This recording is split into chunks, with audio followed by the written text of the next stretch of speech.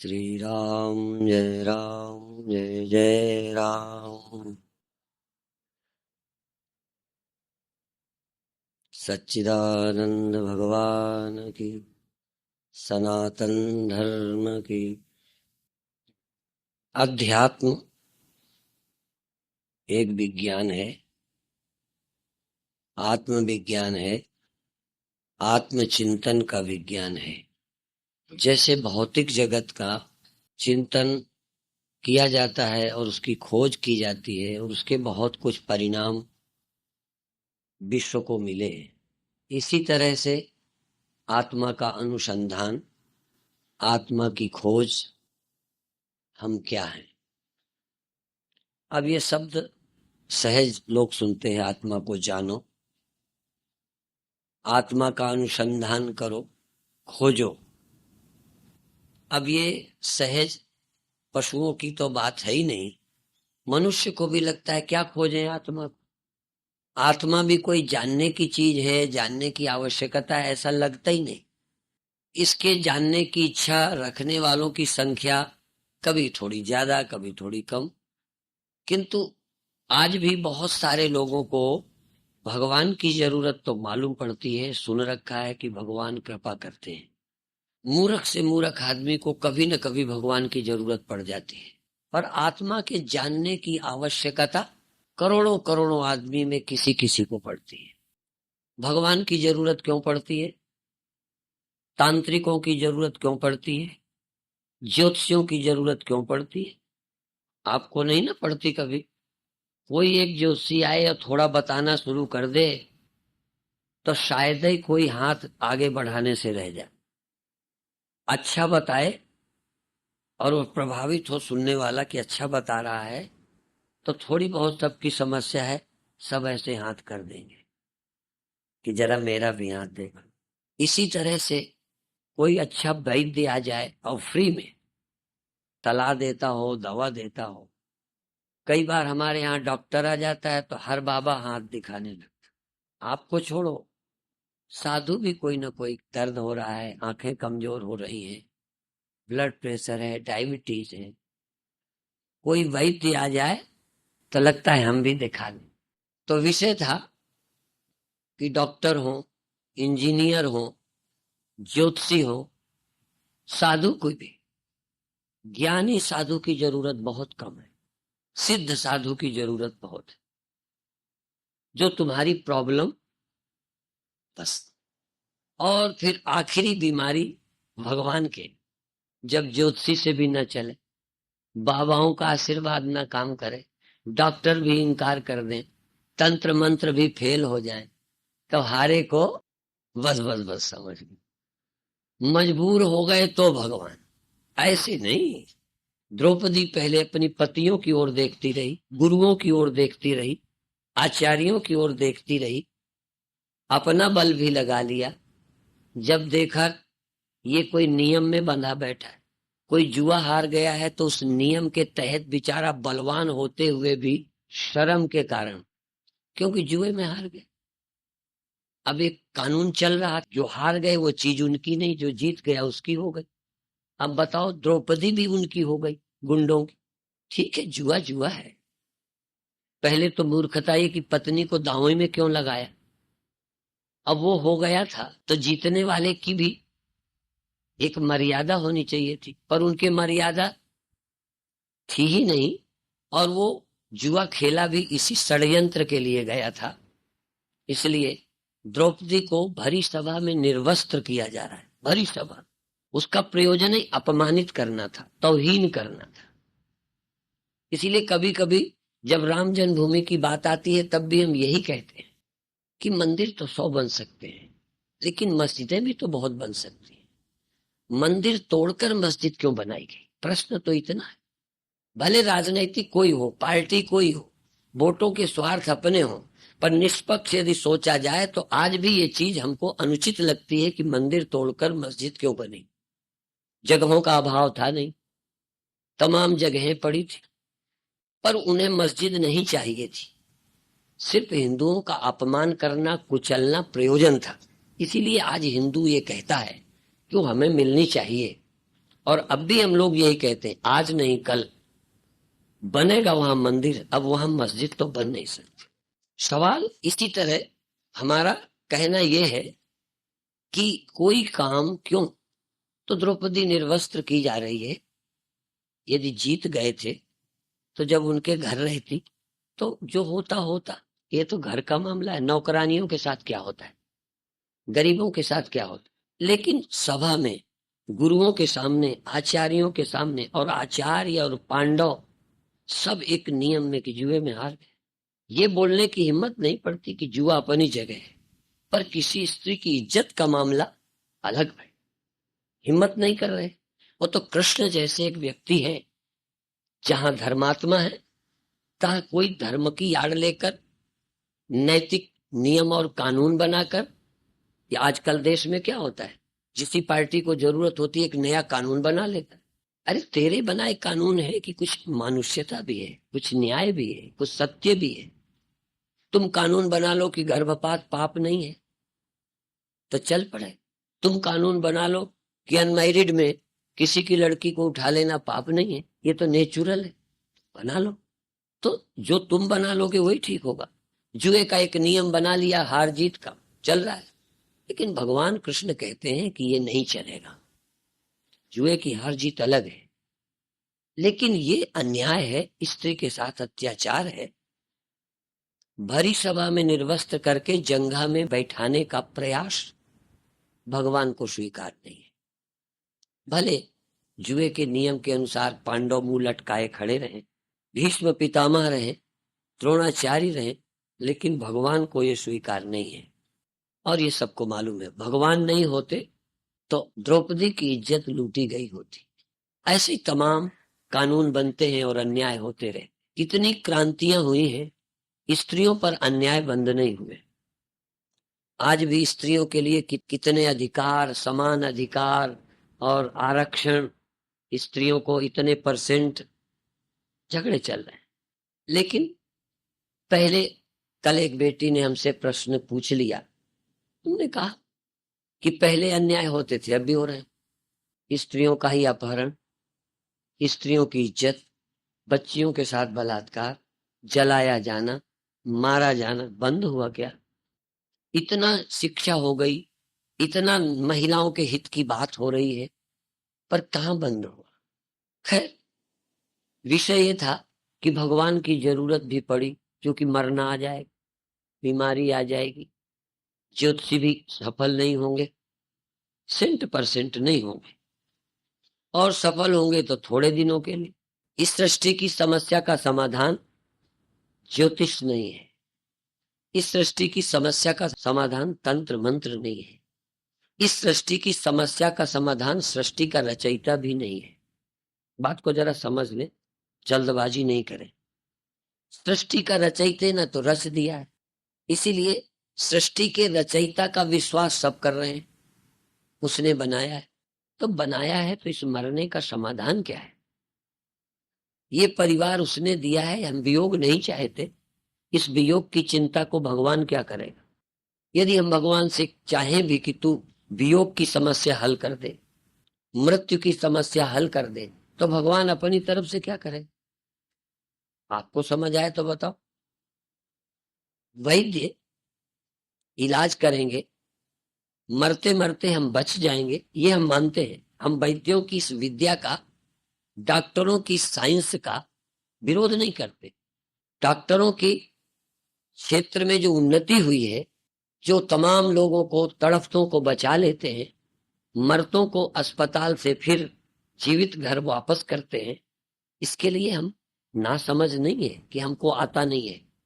कहीं हम डॉक्टर की बुराई करें तो डॉक्टर चिढ़ जाएं, हमें तकलीफ होगी तो अभी भी हम डॉक्टर के पास जाएंगे, उसका विरोध नहीं है।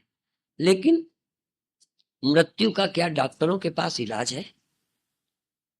डॉक्टर मरते हैं कि नहीं? और इसीलिए जहां मैं ये बताता हूं, तुरंत दूसरी बात बताता हूं कि एक महात्मा के पीठ में फोड़ा हो गया, एक पंजाबन उनकी सेवा कर रही थी, उसने बहुत समझाया कि दवा कराओ दवा कराओ, तो संत एक बढ़िया उत्तर देते थे, डॉक्टर नहीं मरते, डॉक्टर बचा लेते हैं तो अपने को क्यों नहीं बचाते? बस ये कहकर बुढ़िया को चुप कर देते थे। वो माता पंजाबन मेरे पास आई कि स्वामी जी उनको समझाओ, दवा करा ले। वो एक जवाब दे देते, उसका हमें आता नहीं। तो हम चले गए। देखो, वही वेदांत हमने सुना है, वही वेदांत हमने पढ़ा है जो संत पढ़कर बोल रहे थे।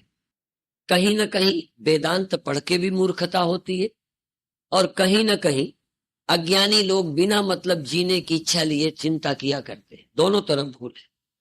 वो वेदांत बहुत अच्छा है कि शरीर नश्वर है, डॉक्टर भी मरते हैं, सब मरेंगे, इलाज कराने वाले भी। हाँ, आप बोला करो, कहीं मैं ही अकेला बोलूंगा तो गड़बड़ हो जाए। इलाज कराने वाले भी मरते हैं, लेकिन इलाज कराने वाले ठीक होके भी आते हैं, लेकिन ठीक होकर आने वाले फिर मरेंगे। इसलिए आखिरी उपाय मृत्यु का डॉक्टर नहीं है। मृत्यु के दुख को हटाने वाला अध्यात्म ही है। इसलिए भक्ति और अध्यात्म ये दो चीजें हैं। वेद पढ़ने वाले जानते हैं कर्म, उपासना, ज्ञान, तीन चीजें हैं। तो उपासना क्या चीज है और ज्ञान क्या चीज है? उपासना ईश्वर उपासना है, ईश्वर भक्ति है। पर ज्ञान इस ईश्वर उपासना से अलग है, ये तीसरी चीज है। जहां ईश्वर के हुक्म को, ईश्वर की इच्छा को देखते हुए भगवान ने भेजा है हमें निष्काम भावना से कर्म करना है, तहाँ ईश्वर ने सृष्टि पैदा की है, उसका कोई प्रयोजन है, ये ध्यान रखते हुए ऐसा हमको अवसर दिया है, उसके लिए धन्यवाद देना है, उसके लिए एहसानमंद होना है, उसकी प्रार्थना करना है, उसकी स्मृति, उसके गुणगान गाना है ईश्वर के। वहां ब्रह्म क्या है ये जानना भी जरूरी है। जैसे वैद्य एक सीमा तक ही हमको बचा सकते हैं, पर मृत्यु दुख से डॉक्टर सदा के लिए निश्चिंत नहीं कर सकते, क्योंकि अस्पताल से बच आने वाले साल भर को 6 महीने बच के आ जाते। बिल्कुल जो मरने वाले थे वो भी बचाए, 6 महीने और जिएंगे, साल और जिएंगे कि अमर हो जाए। तो मैं ये नहीं कहता कि डॉक्टरों का एहसान नहीं, लेकिन हम तो मृत्यु से बचना चाहते थे, मृत्यु के दुख से बचना चाहते थे। डॉक्टर क्या करेंगे? उनका भी पेट भर गया, हमें भी थोड़ी राहत मिल गई, बाकी समस्या वही की वही। ऐसे ही बहुत बार ईश्वर प्रार्थना करते हैं कि लड़का हमारा बीमार है ठीक हो जाए, पति बीमार है ठीक हो जाए। अनुष्ठान करते हैं, महामृत्युंजय का जप करते हैं, भगवान की प्रार्थना करते हैं, पति बच जाता है, बेटा बच जाता है, पत्नी बच जाती है, भाई बच जाता है। जैसे अस्पताल में बच जाते हैं, जैसे ज्योतिष के हिसाब से कोई अनुष्ठान करने से बच जाते हैं, ऐसे भगवान के भजन से भी बच जाते हैं। लेकिन फिर यदि भगवान बचाते हैं तो आगे क्या हमारा इरादा बदल गया, या फिर मनाने में कसर रह गई, या भगवान अंत में फेल हो गए? क्या कहना पड़े? यदि भगवान बचाते हैं तो कब तक बचाएंगे? आपको विश्वास है कि हमेशा बचाते ही रहेंगे? भौतिक दृष्टि से ना दवाइयां सफल होंगी, ना अनुष्ठान सफल होंगे, भौतिक दृष्टि से न भगवान सफल होंगे, मरना तो। फिर अध्यात्म क्या कहता है? अध्यात्म कहता है कि आप आत्मा को जानो और इसको जान सकते हो। इसीलिए अध्यात्म विद्या, भगवत भक्ति और निष्काम कर्म, इसके नीचे कामना से कर। अब कामना वाले बड़े होने के लिए, ठीक होने के लिए खूब किए जा रहे हैं। तो जैसे भजन वाले फेल हैं, खूब सेवा कर, सेवा करने वाले के घर में फिर कभी घाटा, दान करने वाले का कभी नुकसान नहीं ना होता। अच्छा, आप तो इसी आशा में करते थे कि सब गड़बड़ नहीं हुए। ये ठीक है, लेकिन आज जो भगवान के लिए दान करता है, कल जो भगवान का भजन करता है, आज नहीं कल भगवान को जान भी जाएगा, तो वो आध्यात्मिक होकर निश्चिंत हो। महर्षि दयानंद जी को जहर दिया गया, उनके साथ बहुत जुर्म भी हुए। वो भगवान के भक्त थे, ईश्वरोपासक थे, लेकिन शरीर उनका भी।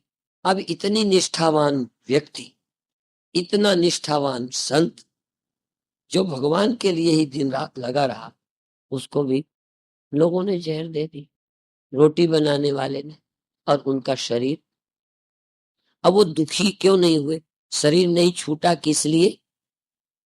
कि वो परमात्मा के विधान को समझते थे, इसलिए सुखी रहे। बात वही है।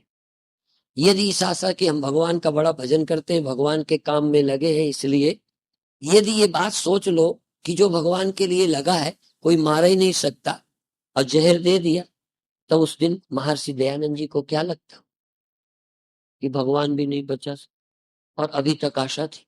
लेकिन महर्षि दयानंद ये नहीं सोचते। पहले तो वो ये मानते हैं कि कर्मों का हिसाब है, परंतु चलो कोई हिसाब बाकी न रह गया हो, यो तो कोई ना कोई रह ही जाता है। पर तुमने जन्म ले लिया है, कोई कर्मों का हिसाब ना हो, सब चुकता हो गया हो, तो अब नहीं मरना पड़े। हम किसी का खंडन नहीं करते, हर चीज की आवश्यकता को समझते हैं। डॉक्टरों की आवश्यकता है, ज्योतिषियों की आवश्यकता है, मंत्र की आवश्यकता है, भक्ति की आवश्यकता है, सबकी है। पर इस जगत के दुख और चिंताओं को सदा के लिए हटाने के लिए अध्यात्म विद्या है। इसीलिए अध्यात्म विद्या विद्या नाम, अध्यात्म विद्या विद्या नाम, विद्याओं में अध्यात्म विद्या। विद्या या विमुक्त है। विद्या क्या है? जो मुक्ति के लिए, जिससे मुक्ति होवे, सो विद्या है। शरीर में कोई नियम बदल जाते हैं, जो नियम अज्ञानी के देह के हैं वही नियम ज्ञानी के देह में भी लागू है। श्रीमद् भागवत की कथा न सुनते तो भी शरीर का नियम वही रहता। श्रीमद् भागवत की कथा परीक्षित सुनते हैं तब भी देह का नियम, सांप के काटने से जहर चढ़ना। बोलो, कथा सुनने वाले को सांप काटे तो जहर नहीं ना चढ़ता, फिर कथा का फायदा? कथा सुनने वालों के घर बुढ़ापा नहीं आता, आता है, फिर फायदा कथा का क्या है? कम से कम इतना समझ में आ जाए, कथा का फायदा होगा तब होगा। कथा जब समझ आएगी तब आएगी। कथा का फायदा ही समझ आ जाए तो मैं समझता हूं आप समझदार हैं। कई लोग कथा का भी समझते हैं जैसे अन्यों का लोग भजन करते श्रद्धा करते हैं, ऐसे ही ज्योतिषी की तरह, भगवान की तरह कई जगह साधु की भी जरूरत समझते हैं कि चरण डाल देंगे। और जब भी हमसे कोई चरण डलवावे, जब से कोई हमारा आशीर्वाद लेवे, सिर पर हाथ रखवावे, जब से कोई और बात हमसे पूछे, तो हम घबराते हैं। हमें बड़ी घबराहट होती है कि अब हमारा धंधा गया।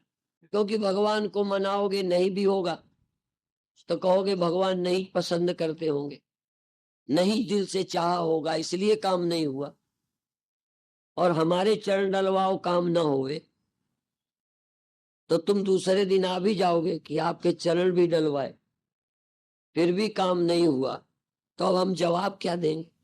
आपने बच्चे को आशीर्वाद भी दिलाया, हमने हाथ भी रखा, क्योंकि हाथ तो रखना ही पड़ेगा, इतने कंजूसी तो कर नहीं सकते। हाथ रख दिया, फिर भी लड़का ना रहा तो क्या करेंगे? फिर तो आप यही कहेंगे कि सिद्ध नहीं है। कई लोग यही कहते हैं कि आप अपने को ब्रह्मज्ञानी या ब्रह्म मानते हो। अभी हम ग्वालियर थे, रोज प्रश्न आते थे, तो कहते थे आप सबके दुख दूर क्यों नहीं कर लेते जब आप ब्रह्म हो? तुमने कहा हम ब्रह्म नहीं है, वो तो ब्रह्म है।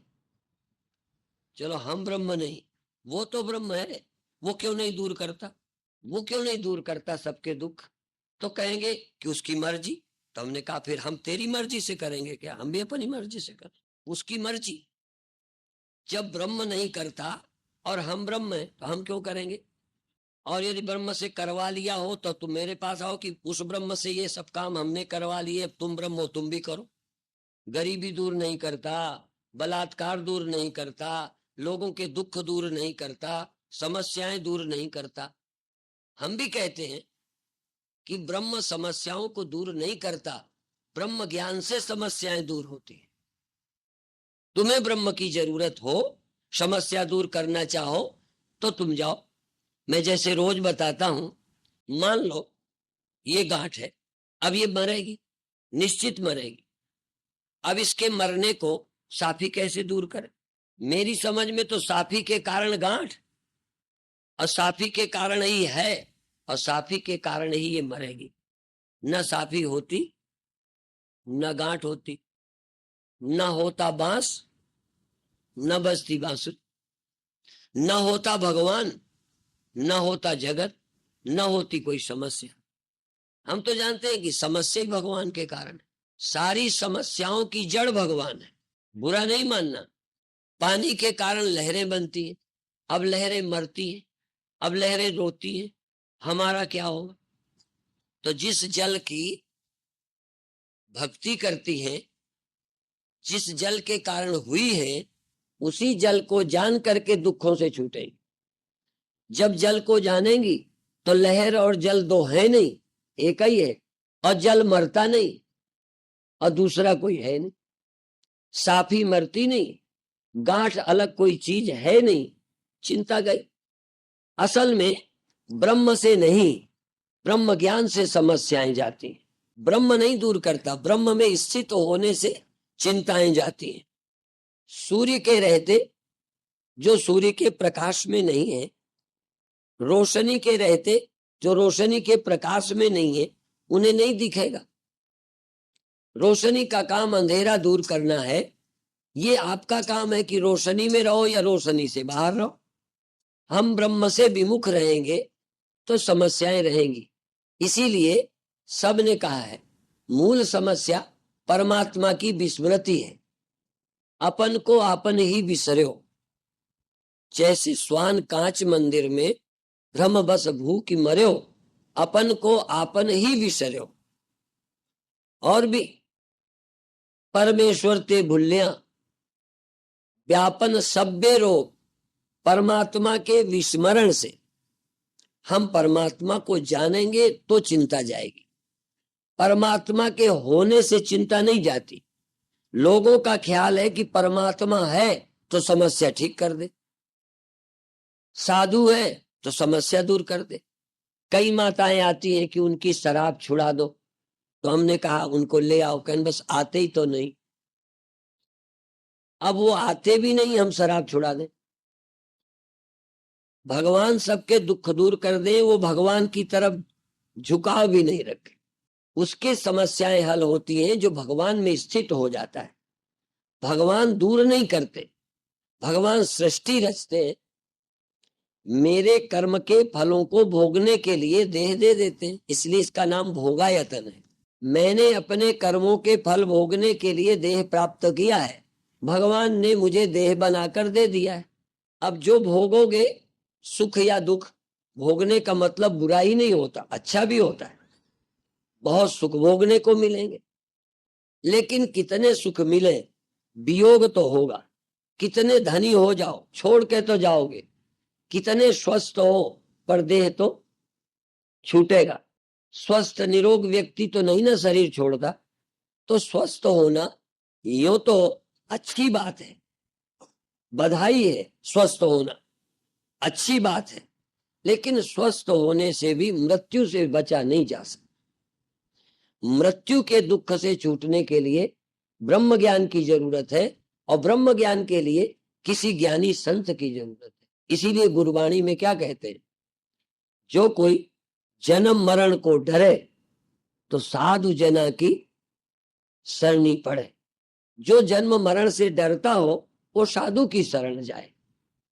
साधु माने जो रोड में मांगते फिरते, तो वो साधु नहीं है। तुम तो उनको साधु ही मानते, दया भी करते, पर वो जन्म मरण की चिंता वो हटाएंगे। इसलिए सवाल वेशधारी साधु का नहीं है।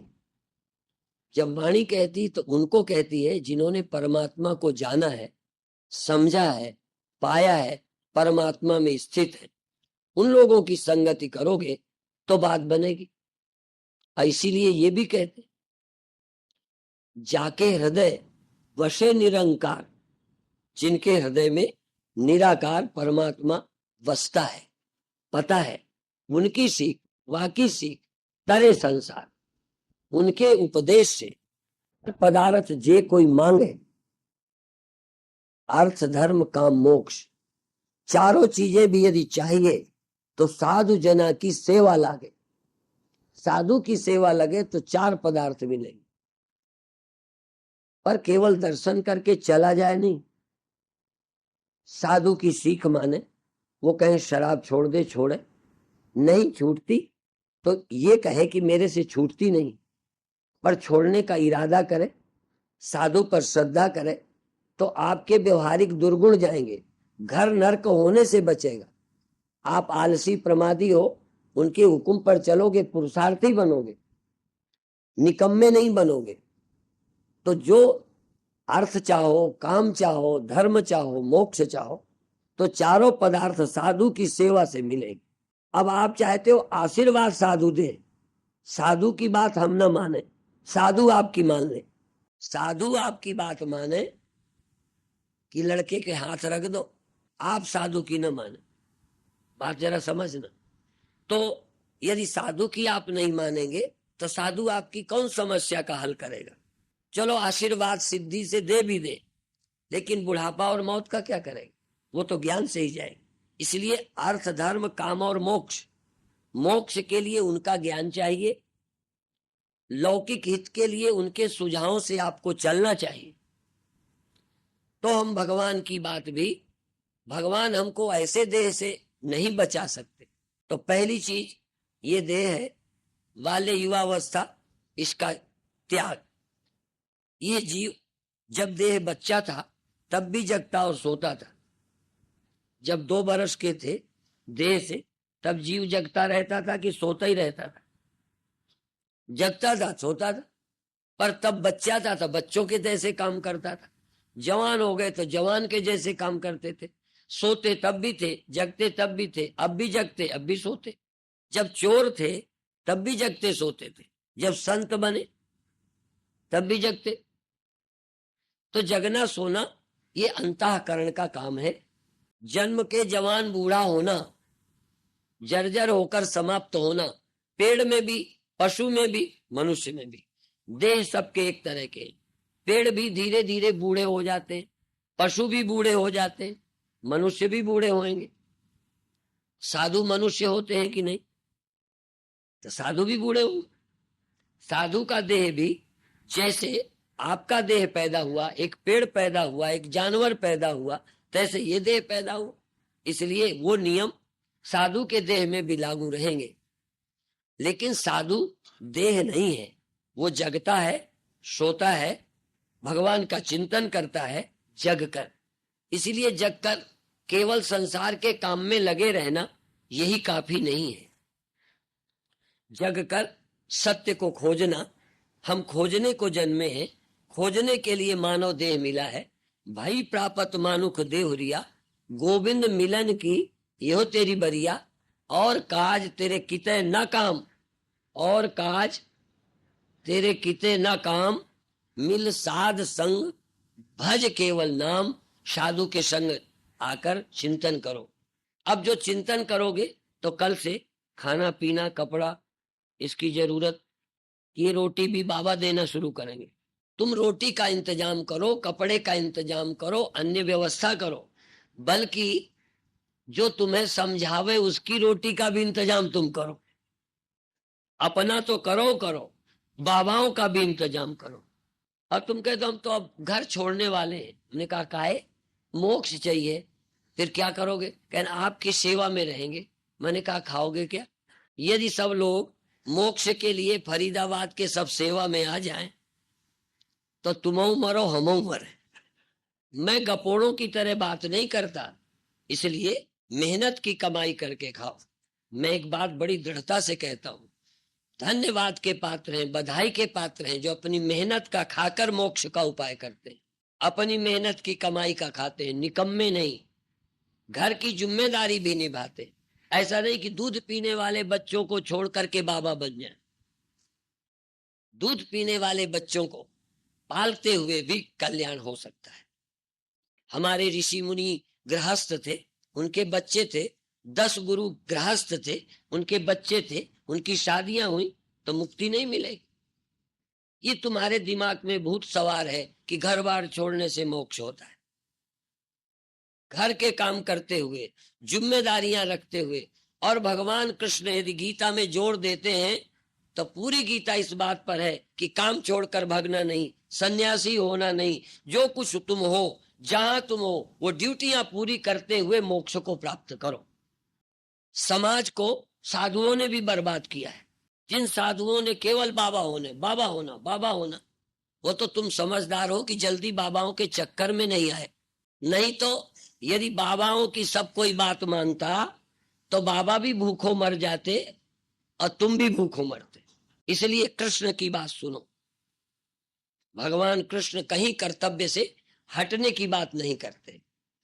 पर देह तो जाएगा, तो जाएगा तो क्या करें? जाएगा तो रोटी नहीं कमाए, दुकान नहीं करें, शादी नहीं करें, बच्चों को नहीं पालें। यदि मेरे साथ जाने वाले नहीं हैं, मेरा तो देह भी नहीं रहेगा, तो क्या करें? आज से हाथ में हाथ धर के बैठ जाए। आज से खाना भी बंद कर दें, काम भी बंद करें, खाना भी बंद करें, और 1 साल तक यहाँ प्रवचन चले। न साधु खाए न तुम खाओ, मोक्ष चाहिए। तो जब खाना नहीं छोड़ना तो कमाना नहीं छोड़ना। तो हम खाते रहेंगे, कमाते रहेंगे, सत्संग करते रहेंगे। इसीलिए हम लोग एक कथा कहा करते हैं कि ऊंटों पर सामान लाद कर ढोने का काम करता था। ऊंटों पर सामान लादा, 50-50 ऊंटों का झुंड चल पड़ा। उनमें कुछ ऊंट जो रास्ते में घास पड़ जाए, पेड़ पड़ जाए, उसकी पत्तियां ऊंट नोच ले, खा ले और चलता जाए। कभी कभी पत्तियां नोचते समय हाँकने वाला डंडा भी मार दे। तो जो दूसरे ऊंट थे उन्होंने कहा, बुद्धू कहीं के, क्यों अभी खाता है? वहां जब सामान उतर जाएगा, मालिक जब छुट्टी करेगा, तब अपन खाएंगे, तू बीच में डंडे खाता है। ऊंट ने नहीं सुना, मुंह मारता रहा, डंडे खाता रहा। उधर जब सामान पहुंचा, सामान उतारा गया, संयोग से तुरंत ही सामान नया मिल गया वापसी का, फिर लद गए, फिर लौट पड़े। तो वो ऊंट हंस रहा था। जो डंडे खाते हुए भी चारा खाता गया, चलता गया, वो ऊंट लौटते मुस्करा रहा था। कहने लगे, अब और आराम से खा लो। तो जो दुनिया के काम करते समय भी सत्संग रूपी पत्तियों में जो ऊंट मुंह मारते जाएंगे, समझ गए? हाँ, घर के काम करते हुए, घर की डांट सुनते हुए, बीच बीच जो सत्संग का मुंह मारते रहेंगे, वो मुस्कराते हुए इस दुनिया से लौटेंगे। बाकी लदे लदे जाओ, लदे लदे फिर लौटो। कभी ऐसा समय नहीं आना कि फुर्सत में, जिंदगी जब तक रहेगी, फुर्सत न होगी काम से, कुछ समय ऐसा निकालो, प्रेम कर लो, तो भगवान का स्मरण करो। तो देखो, जीव जगता है, बिल्कुल जगता है। अनजान जगता है, मूर्ख जगता है, संसारी जगता है, बच्चा जगता है, जवान जगता है, बूढ़ा जगता है, साधु जगता है, चोर जगता है, सब जगते हैं, सब सोते हैं। ये नया काम नहीं, ये तो नियम है। जग के कौन क्या करता है, महत्व तो इसका है। इसी तरह चोर के भीतर भी ब्रह्म रहता है, साधु के भीतर भी ब्रह्म रहता है। पर रहने वाले ब्रह्म का फायदा वही उठाता है जो ब्रह्म को जानता है। तो पहले देह है, देह हमारा भी छूटेगा, औरों का भी छूटेगा, बुद्ध पुरुषों का छूटेगा, गुरुओं का शरीर छूटा। शरीर छूटना ही दुख नहीं है, दुख है बिना जाने जीना। बिना जाने जिएंगे, देह छूटेगा, दुखी होगे, चिंता करोगे, भय करोगे। इसलिए जिन संतों के शरीर छूटे वो दुखी नहीं हुए। इसीलिए कबीर साहब का ये कहना कि जा मरने से जग डरे मेरे मन आनंद, तो कबीर नहीं डरते, चिंता नहीं करते। इसीलिए जो जन्म मरण को जो कोई डरे तो साधु जनों की संगत करे, साधु जना की शरणी पड़े, साधुओं की बात सुने। और यदि और कोई उपाय हो परमात्मा के जानने के बिना, परमात्मा के विज्ञान के अलावा, तमेव विदित्वा अति मृत्युमेति न अन्य पंथा विद्यते अयनाय। परमात्मा के विज्ञान के अलावा मृत्यु से पार जाने का और कोई रास्ता नहीं है। और कोई रास्ता हो आशीर्वाद तो ले लो, ज्ञान न जाओ, ज्ञान न साधु का लो, आशीर्वाद ले जाओ, ठीक है ना? फिर तो मौत नहीं आएगी। मौत आएगी अचिंता आएगी, निश्चिंतता उसी को आएगी जो आत्मा का विज्ञान प्राप्त करे। इसलिए आशीर्वाद वाले बाबा, कल एक आ गया, हमारे लड़के का तबीयत ठीक नहीं रहती। अब मास्टर साहब कहने लगे स्वामी जी को बताओ अपना सारा, स्वामी जी को बताओ। अब मैं दुखी हो रहा था कि स्वामी जी को सब बता देंगे तो हम क्या करेंगे?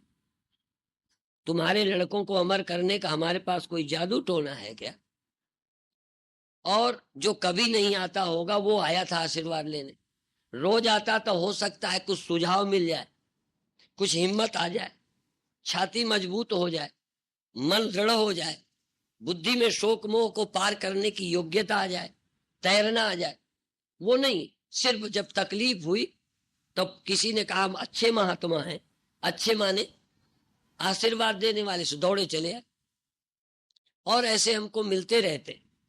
तो भाई देखो, आशीर्वाद तो भगवान का भी पूरा काम नहीं करता। नहीं, भगवान अपने बेटों को आशीर्वाद देते होते।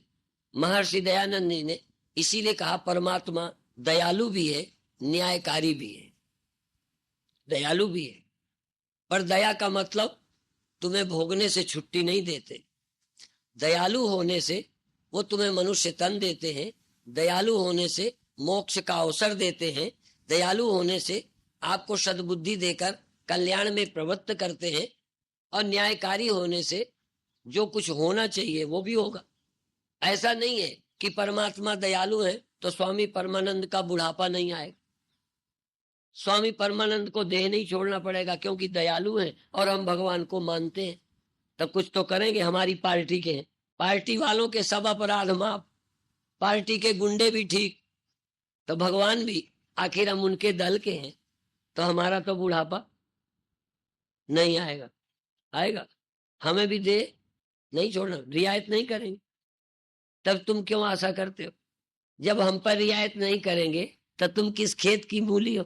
हमारे लिए नहीं करेंगे पर तुम्हारे लिए करेंगे, तो काहे को लगे पड़े? यही तो एक बात है कि 100 को अजमा लिया पर फिर भी हम बेवकूफी कर रहे हैं। भगवान तो करेंगे, क्या करेंगे कृपा? जाना तो जिससे शोक मोह हो जाए वो विद्या संतों के पास है, उपनिषदों में है, गीता में है, तत्व ज्ञान के ग्रंथों में है। फिर वो हिंदी में है या अंग्रेजी में है या उर्दू में है या संस्कृत में है, उनका अनुवाद किसी भाषा में किया जाए, वो विद्या प्राप्त करें। तो जैसे देह का अभिमान छोड़कर जीव का अभिमान, ऐसे जीव के पीछे ब्रह्म तत्व रहता है, हर जीव के पीछे। उसको जानने में समर्थ केवल मनुष्य है और गुरु कृपा के द्वारा, उपनिषदों के द्वारा जान सकता है। और जो इस तत्व को जान लेता है वो मुक्त हो जाता है। उसके विज्ञान के लिए गुरुम एव अभिगच्छेत समित पाणी श्रोत्रियम ब्रह्मनिष्ठम। तो अब इतना ही कहकर अभी समाप्त करेंगे। ओम शांति शांति शांति।